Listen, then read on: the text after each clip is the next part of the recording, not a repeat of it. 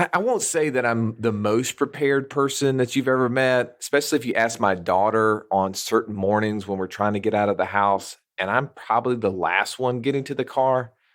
But Joey, I love preparing for things like vacations. Ah, Right now, I'm in the process. Our family's going on vacation in April. And I've been looking at every travel site. I'm reading like the top things to do when you get there. What is it that, my 5-year-old is going to like? What is it that my 12-year-old is going to like? Like preparation is fun to me in that regard. Now, another thing I'm preparing for is the Winter Olympics. oh man, that's actually, I really don't care. What are you talking about? How could you love the Winter Olympics, man? I mean, dude, we live in the South. I don't see snow, but every once in a while, Exactly. this is not something I'm like, man, I can't wait to go bobsled, next week or whatever. Well, I'm not talking about like Cool Runnings here. I mean, believe me, I'm a Cool Runnings fan. I love John Candy in that movie. Who doesn't love Dougie Duck? Exactly. That was a great movie. No, I mean, of course you love ski jumping. Oh, I just want to try that one good time, but then I'm probably in the hospital. I don't know if I want to try it. I would love to envision myself flying through the air. I would want to envision what the end of that jump would look like. But there's so many sports, like the speed skating, the short speed skating deal. Yes. The luge. Oof. Now, everybody's favorite, though, is curling, right? Is it still a sport? Can you call that a sport? You know the guys that are out there with the little broom in front of the I know exactly what you're talking about. They're sweeping. It's sort of like bocce ball on ice, right? That's what it is. That's right. But it's so boring. Like I can't even imagine. But like alpine skiing, whenever people are putting their life at danger, that's what makes it interesting for me. That's right. Like track and field during the Summer Olympics, it's just like, that's great, you run fast. But the worst thing that's going to happen to one of those guys is like they pull a hammy or something. Yeah, pull a hammy. But going down that slope at 100 miles an hour, however fast they're going, like it's Wipeout City. Like, let's get some popcorn and let's just check this out because who knows what's going to happen. Well, Russ, as you know, we're not here to talk about specifically the Winter Olympics or your vacation as much as I know you're looking forward to it. But you don't just prepare for those things. I know you well enough. You love preparing for financial windfalls. That's what we're going to be talking about on today's episode. Tune in.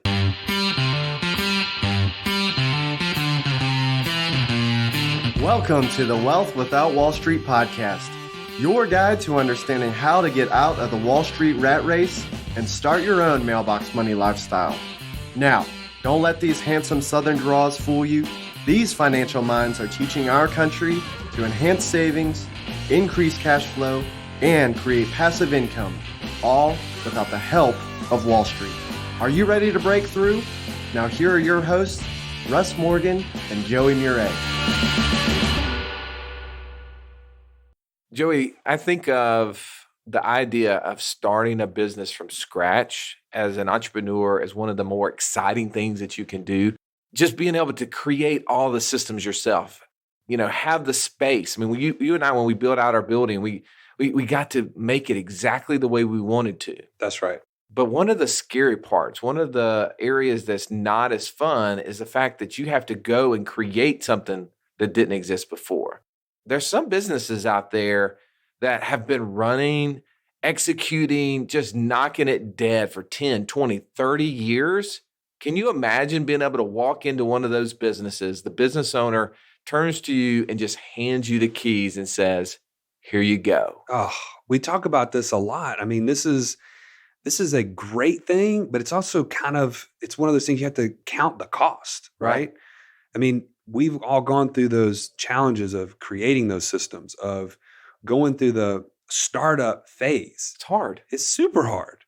So the idea of just coming into a business that's already running and just maybe putting your thumbprint on it, maybe doing a little tweak here or there to make it better, that's what everybody's looking for, isn't it? Well, I think you want the benefit of that. The idea of creating all those things are fun, but just having somebody hand you the keys and you getting to reap the benefits of all that reward, that's what we're talking about today. When we're talking about preparing for windfalls of cash and why that's important, why we need to do those sort of things, it's the idea of our money having worked for us for a long period of time and us use it and then us getting the benefit of the end. The windfall of money coming in and now us having all of that money that's been working for us for 20 or 30 years is like somebody handing us the keys. That's the analogy I'm trying to pull together here, because most of the time we're not preparing for these things. And I want to really get into that, Joey, because the person who's out there who's saying, yeah, I know I got kids that are leaving, right? They're going to be off the payroll at some point.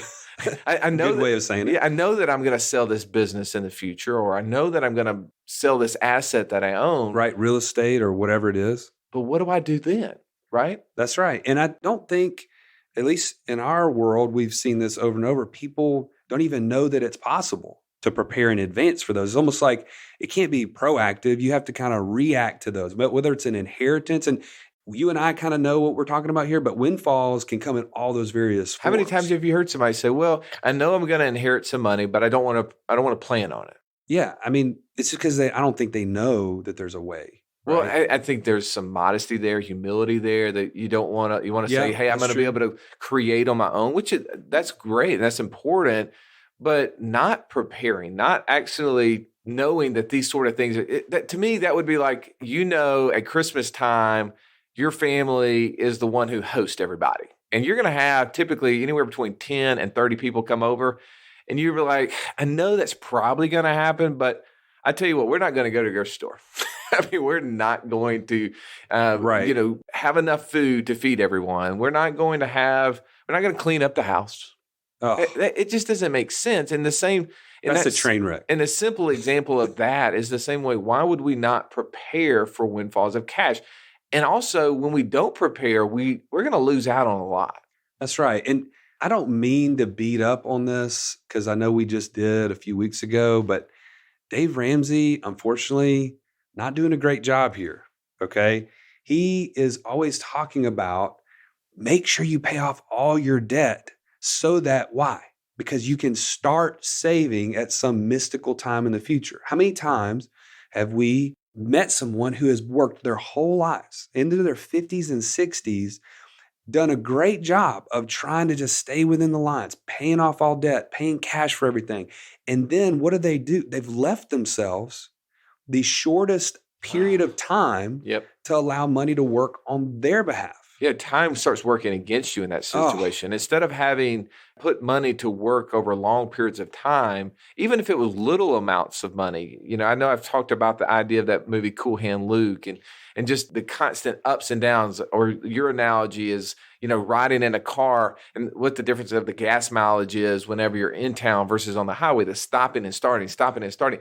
Well, that's what happens with people. They don't get the advantage of having it work all along. And that's why it's so important to prepare for windfalls, is if you can put money to work over a long period of time, you get that advantage of somebody handing you the keys at 30 years because you've actually had money working and all those processes versus, like you said, having to start from scratch with 5, 10, 15 years left. And you're saying, oh, I hope this will actually work out. I hope I will actually have enough money when I start saving in the future. Right. So my hope in us talking about this today is that, we would allow people to know that there is a better option, that there's a way to be proactive here, not just reactive. Well, if you think about this, and let's take just a very simple analogy or a simple way that we can apply this, is the idea of paying yourself first. Robert Kiyosaki said that, right? That the creditors are always going to loudly knock on your door. It's not like they're going to be silent.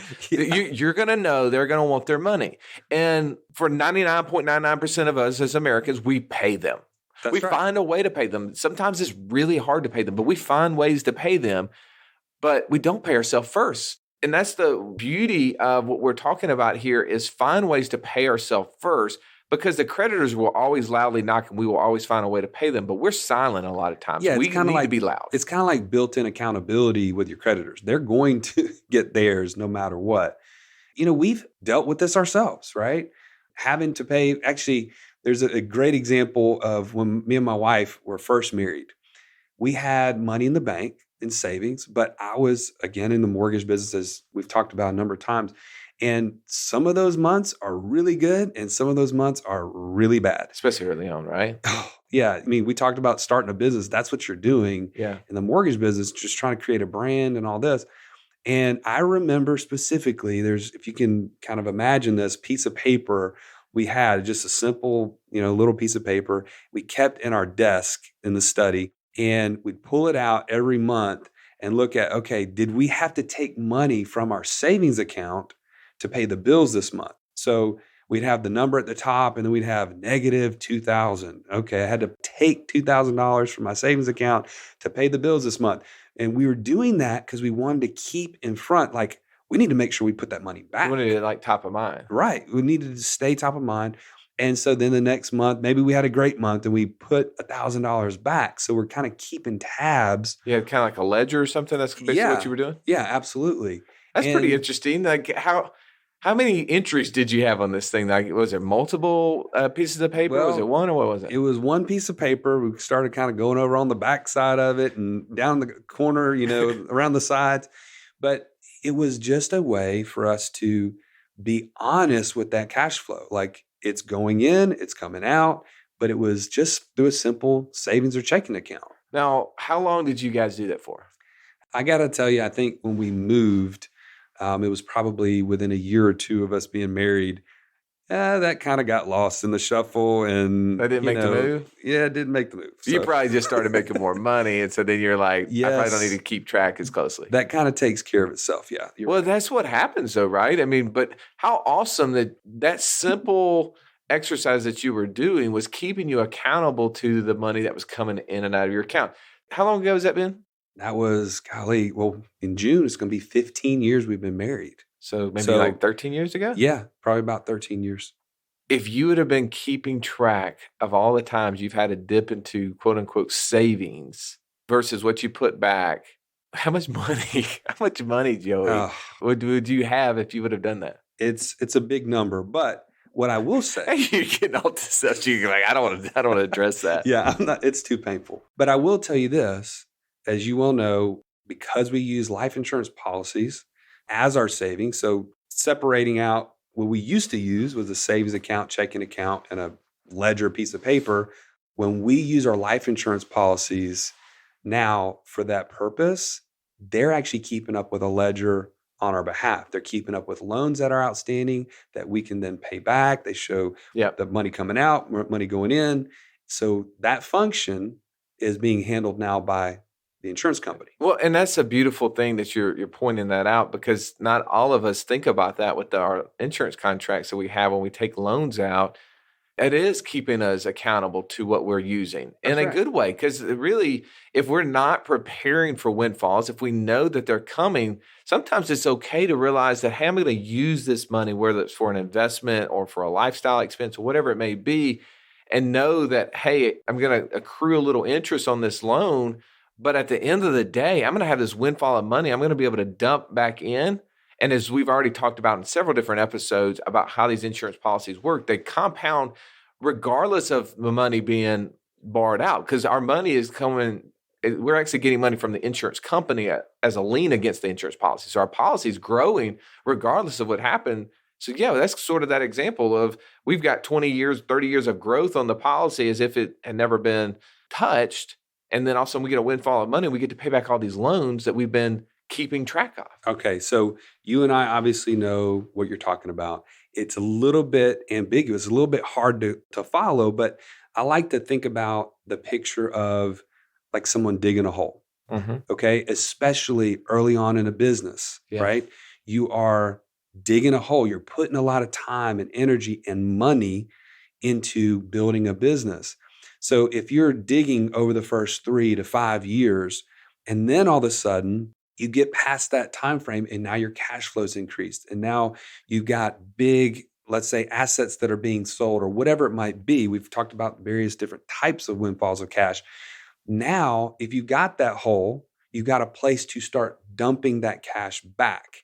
But the good news is it's not like the savings account, because we're using that life insurance policy. We never removed the dirt. The dirt was never removed. And so it's constantly growing that whole time. Now we just got a loan against that we're repaying, and we're getting the benefit. As you mentioned, the long-term growth has never stopped growing. And that's so vital to actually building wealth is having, I mean, the age old adage of compounding interest is one of the best ways to build and grow and sustain wealth. But most people, the way that they use money, they're taking it from accounts and they're spending it. So they're taking it out of an account that no longer can earn interest and they consume the money. But at some point in the future, they want to replace the money because they had a windfall. Like one of their investments actually gave them money. That's a novel idea. Or, a kid got out of the house and they no longer have the $1,000 to $10,000 expense or whatever their monthly expenses are for those. But now they have to go back and, as they said, start filling up a hole. It's just like filling up a tank with water and then just emptying it out, filling up a tank and emptying it out. They never get the benefit. They only get to earn interest on what's left in the tank. What you're explaining with your insurance policies is that they're growing the whole time.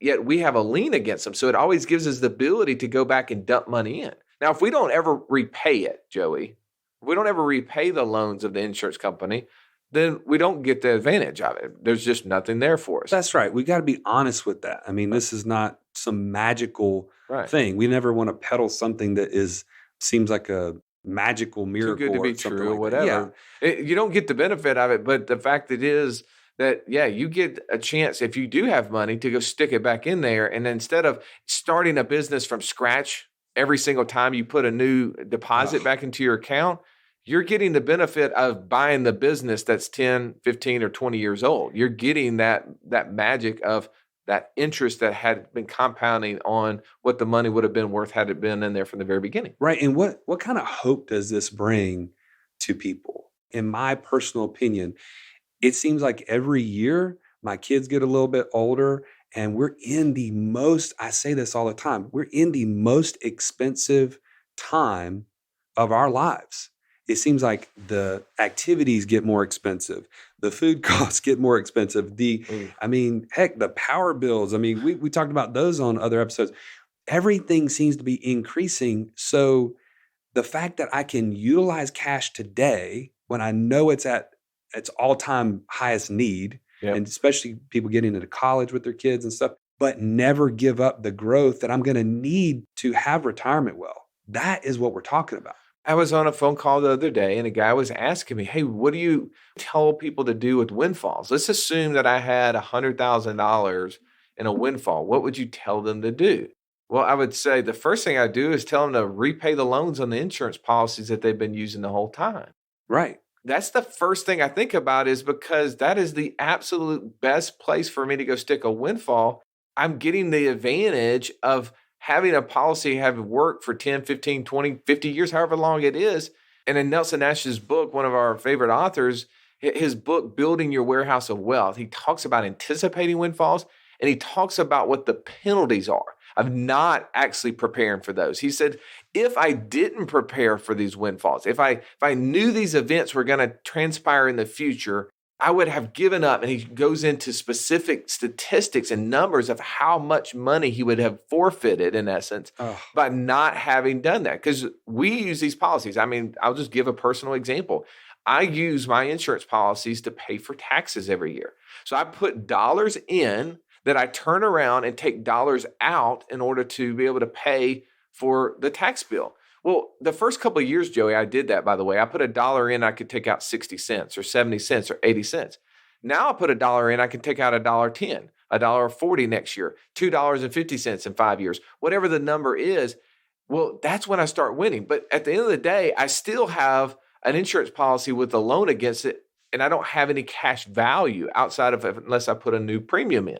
But whenever I sell one of these rental properties that I have, whenever one of these businesses that we've invested in has a windfall, I then can take that lump sum of money and pay it back. And bang, the earnings on that dollar, because we talk about that. Would you want to, he had a policy, Nelson Nash had a policy he shared with us today. He said he bought 1959, right? That he puts $388 in. And what did he say the guaranteed growth and dividend was for this year? I want to say it was like $5,000. $5,000. What's the multiple of that? I can't, you put me on the spot here. That's over 10 times, right? That's right. That's over 10 times. The question, though, is how much money would you want to be putting into something that in the future you would earn 10 times on it? Oh, as much as I possibly could. as much as you possibly could. So that's why I started thinking, well, what's one of the biggest expenses I have every year? Taxes. Taxes. Okay, so I'm going to run that amount of cash through an insurance contract every single year. Well, I'm going to build up several, high six-figure, seven-figure number over the next 10 to 20 years. Man, when one of these opportunities that I've already put in place pays off, then I have a place. I'm not asking the question like that guy asked me the other day, what would you do with the windfall? Because he's thinking, I'm going to start something from scratch. Right. I'm saying, no, I'm going to take that windfall, I'm going to stuff it in here. And now I've got a contract that's 10, 20, 30 years old with all of that benefit, all of that momentum. That's huge. From day one, as if I had started it 30 years ago, which I did, but I get all the benefits today. Right. And that's actually a great quote we actually talk about with our clients all the time is how do we get away from the idea of saying, I wish I would have started this 20 years ago, right? That is such a common thing when we're talking to people about this concept. Man, I wish I'd have known about this. I wish I had done this 20 years ago.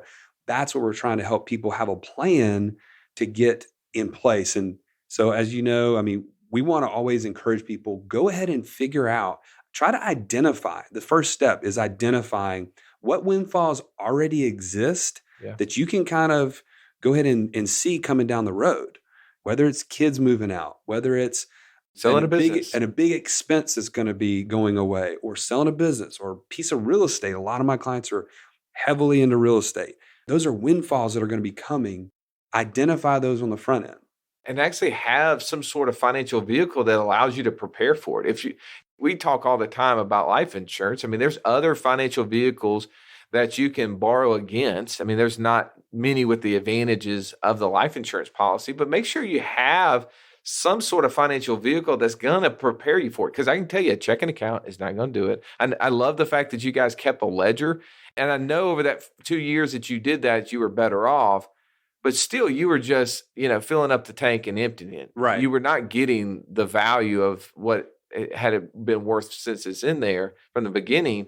But you got to have some sort of vehicle that will do that. I know people say, well, I can borrow against my 401k. I'm like, nah, sort of, not really. You can't go back and put back years and years. You can only borrow out so much. I don't want to certain limitations. Yeah, I mean, absolutely. 401ks are jail for money, by the way. I don't know if you've ever heard the analogy that they're a prison for your money and parole at 59 and a half. That's right. And when you think about it like that, you'll quit bringing up those examples. But life insurance policies, I know it is one of the best vehicles. I do think you need to have some vehicle that'll help you prepare for it. Yeah. So again, identify what windfalls are coming. Make sure you have a financial vehicle that's going to make the most of that windfall, right? Again, preparing in advance.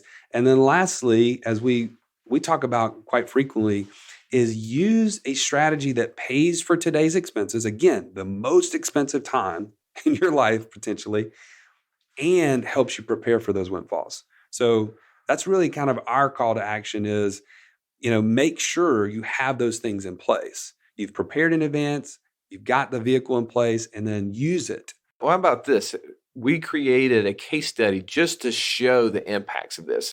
Instead of like being in theory and philosophical, we actually went through a case study, Joey, and we went and did some math. We love getting very objective with our conversations. And the best way to do that, it's hard to get objective on a podcast like this. That's right. Whenever you start to show numbers. So that's why we went and we created a case study that talked specifically about windfalls, and it talked about how those will play out over time mathematically. So go to the episode page and download that case study. I think that'll be a great way for you to see what the cost is of not doing something like this, and also what are some of the advantages. Right.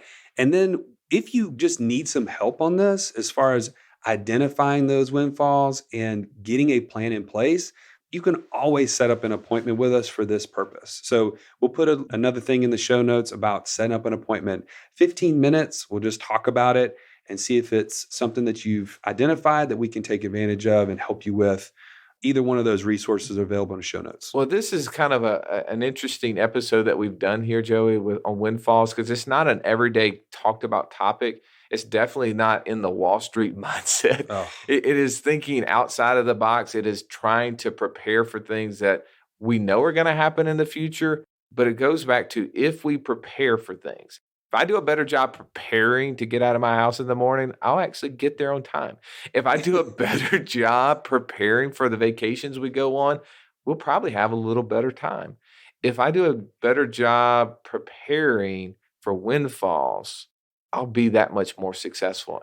And as we talk about all the time, ways to reduce stress, I'll have less stress and less anxiety because I know I already have a plan for what's coming. Right.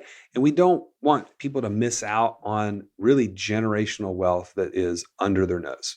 We don't have time to go into it today, but and we talked about family banking in one of the previous episodes. Great example of preparing for a windfall. Yeah. Right. If you know that that's in your overall family's plan, you've already got that built in. And we talked about episode 9, the compounding effect of your money. So just a couple things I want to bring people's point back to, if you didn't get a chance to listen to those, go back and listen to those. And we thank you so much for listening to this. Please don't forget to give us a review. We love to hear your feedback, and it's a great way also for others to be able to find us based upon those reviews. Until next time.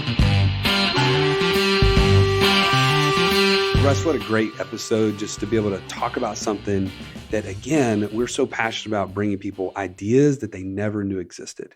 And so the idea of preparing in advance for a windfall, and I love how you use the analogy of a business that's already been started up 10 years. I mean, what a cream puff opportunity for business owners we're working with all the time. I mean, they would love to step into that. So we're helping them prepare for that kind of thing. Yeah, one of the takeaways I had from this episode, Joey, listening to you talk about the ledger. I mean, that was pretty cool. And I know that not everybody owns an insurance contract like you and I have. And even if they started with that simple process, I think that was a really neat idea to just help you identify how much money is traveling through our hands. And, I hope they'll go and they'll watch the case study, because that, to me, will probably bring this more a little bit clearer, and also help emphasize the importance of why we wanted to do it. Yeah. Don't take our opinions all the time. Just go back to the math. Go back to how can I take advantage of this for my family?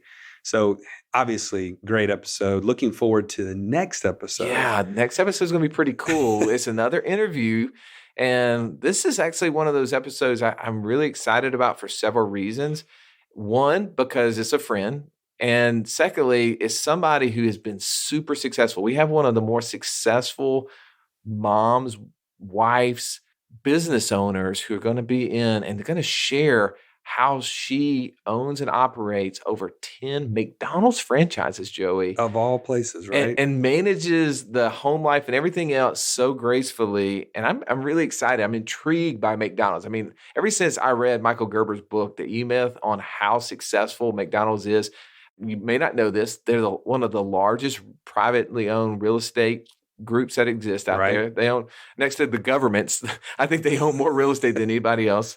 They also are one of the largest distributors of toys. Happy Meals get a lot of toys out there, but they have great, interesting ways to build wealth. And so I'm interested how this whole franchising concept works, how it works within McDonald's. And then the fact that she didn't get into this blindly. This was something that her parents had owned the McDonald's franchises. So she's investing in things that she knows and understands. Take a listen from a little clip from the episode, and look forward to seeing you next week. You said earlier, remind us the ages of your kids. 3, 5, and 7. Wow. So this is, that's not the, where it starts getting easier per se. That's still, you're in the thick of it every day. Right. Well, and I just think in general, time management is huge.